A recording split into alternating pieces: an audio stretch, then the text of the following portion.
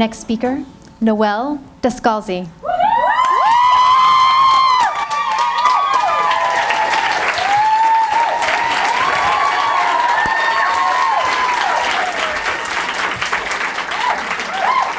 Hi. How are you all feeling? Good. How many of you have ever heard of the television show, The Real Housewives? Be honest. How many of you watch it? I happen to really love the New Jersey wives. I was born there, I grew up there. In some crazy way, I guess I relate to them in a sense. And if you watch the show, you know that there's a character named Lauren. She happens to be the daughter of one of the wives. And her storyline is all based around her weight and how she struggles with her weight. And every single time this girl is on the camera, it's like miserable to watch. It doesn't matter what situation she's in, she's always complaining about her body and how she feels.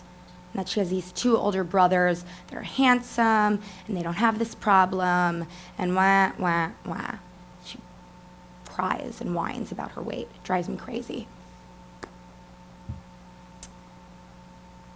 Now, women like Lauren and other women that I meet through my business, friends, family, they all seem to have this same problem. They struggle with their body image and their weight. And these women are one of the reasons why I'm standing up here and talking to you all today. I really feel like we have the power inside ourselves to be confident and to feel happy in our bodies. I feel like the feeling of powerlessness should not control us. We shouldn't feel victimized by our weight. Whether you're super skinny, medium-sized, athletic, curvy, heavy, as women, we all have a relationship with our weight, right? Some of us find it easier to manage than others, but it really doesn't have to do with your size. It has to do with how you feel about yourself. In our society, there is so much pressure and concentration put on how we look or how we don't look. And that feeling almost intensifies as we get older. Think about it. Start with adolescence. Get your period for the first time, you start developing, start feeling all these hormonal changes, right? You start feeling sexual, attracted to boys, and all of a sudden, there's this focus on your weight. And then maybe you go to college, and everybody knows the freshman 15, right? And then there's this worry about how to take that weight off. And then maybe you're celebrating a big milestone in your life. Maybe it's your wedding day. And who doesn't want to be a skinny bride? And again, this focus on your weight. And then finally, maybe you're ready to have babies. And there's this anxiety about putting on weight during your pregnancy or taking it off afterward. It's like this never-ending cycle of losing weight or figuring out how to maintain it. I opened up a fitness studio a year and a half ago called Work It Out, or WEO for short. The goal behind the studio was to really get women to form a new relationship with health and fitness, one that was comfortable and one that was exciting. Our motto at the studio is set your fitness free. Now I know what you all are probably thinking. Here's this fitness instructor, she's gonna tell us what diets to go on and how to eat. I can assure you that's not what I'm up here to say.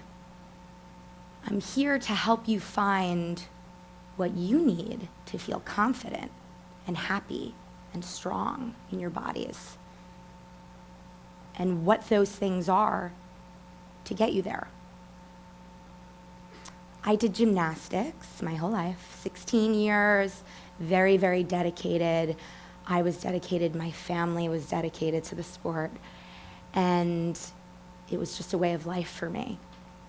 I trained 5.5, 6 hours a day, 5, 6 days a week, 7 on competition season. And I never had to worry about my weight. I could eat whatever I wanted. I'd come home from practice and have a bowl of pasta. Growing up in New Jersey, Italian, that's all we ate: pasta, sausage, meatballs. I never was taught how to eat, right? So right around 17, the peak of the sport for me, I had a career-ending injury. I blew out my ankle. And that was it for me. I was done. I was out for 6 months, and I never really recovered. During this time, I started to slowly put on weight naturally, right? I was working out over 20 hours a week. You go from working out that much to not at all. You're going to slowly put on weight, and especially if you're eating the same way: pasta, meatballs, sausage. So around this time, I probably put on 30 pounds, and it was so uncomfortable for me. I never had to deal with this before. And right around this time, my cousin invited me to be a bridesmaid in her wedding. I was thrilled. I was in the wedding, I got the dress. After the wedding, she sent us the professional pictures, and I opened them up, and I saw this picture of myself in the dress, and I was heavy. I couldn't believe how I looked in this picture. It was all really starting to feel sad for me. Family, friends would say, well, you put on some weight. At that moment, seeing that photo, I really decided to make a change, a commitment, a decision to not feel like this anymore. I didn't know how I was going to do it, but I wasn't going to let myself feel like that anymore. So, there almost needs to be this overwhelming feeling of want and need for change in order to get there. And if you want it bad enough, you can have it. But you have to understand a few things. One, it's a very long road. It's not going to happen like that and you're skinny. You have to understand that it really takes time and dedication and commitments. And once you understand that and you're ready to make that change, you can then go out and experiment. I like to break down experimentation into 2 different categories: food and fitness. I started with food, as most people do. I tried every diet. You name it, I was on it. Jenny Craig, Weight Watchers, South Beach, Atkins. I tried it for 2 days a week, whatever it was, I was on it. Now, I find with diets that there's a really big misconception. People think that there's a start and an end, and in between you lose the weight, and then it's over. When in reality, that's not how it works at all. Diets are really designed to teach you how to eat and what works in your life and what elements feel natural to you. And then once you figure that out, you start incorporating them, right, into your everyday life.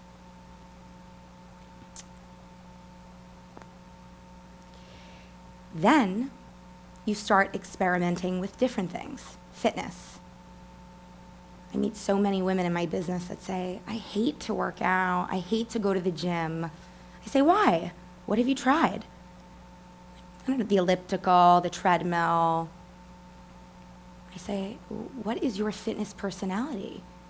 Maybe you were a dancer as a child. Maybe you need to get into a dance class, a Zumba class, and really feel that feeling of positive energy, making yourself feel good about fitness. Find what works for you. Now, along this process, there could be a feeling of maybe failure, like, I don't like this doesn't work. For me, I tried something called the US ski team's diet, something ridiculous, like a grapefruit for breakfast, cottage cheese for lunch, raw vegetables for dinner. I was on this diet for like 2 days, and I was done. I could have allowed myself to feel like I failed and then just completely stopped. But instead, since I made this commitment to change, I picked myself back up and I tried something new. Right? So say you are experimenting all the time and you're trying all of these different things and you keep falling off track. What do you then do to really keep yourself committed and focused on your goal? You immerse yourself, right? It's so easy to become distracted in whatever you're doing, whether it's work, having a bad week, or eating junk all the time, right? You're in a relationship and it's an intense time. You don't make it into the gym for 2 or 3 weeks. You have to have things around you that really keep you connected to your goal. For me, I ditched gossip magazines, another guilty pleasure.